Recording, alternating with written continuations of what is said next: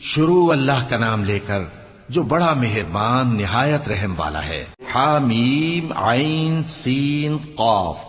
اللہ غالب و دانا اسی طرح تمہاری طرف ہدایات بھیجتا ہے جس طرح تم سے پہلے لوگوں کی طرف وہی بھیجتا رہا ہے۔ جو کچھ آسمانوں میں اور جو کچھ زمین میں ہے سب اسی کا ہے، اور وہ بلند و برتر ہے، عظیم ہے۔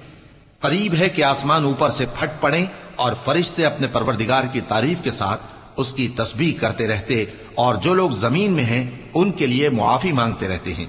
سن رکھو کہ اللہ بخشنے والا مہربان ہے۔ اور جن لوگوں نے اس کے سوا کارساز بنا رکھے ہیں اللہ ان پر نگراں ہے اور تم ان پر داروغہ نہیں ہو۔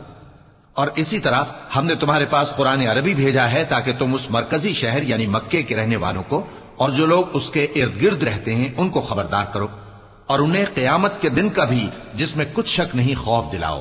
اس روز ایک فریق بہشت میں جائے گا اور ایک فریق دوزخ میں، اور اگر اللہ چاہتا تو ان کو یعنی تمام انسانوں کو ایک ہی جماعت کر دیتا، لیکن وہ جس کو چاہتا ہے اپنی رحمت میں داخل کر لیتا ہے، اور ظالموں کا نہ کوئی یار ہوگا اور نہ کوئی مددگار۔ کیا انہوں نے اس کے سوا دوسروں کو کارساز بنا لیا ہے؟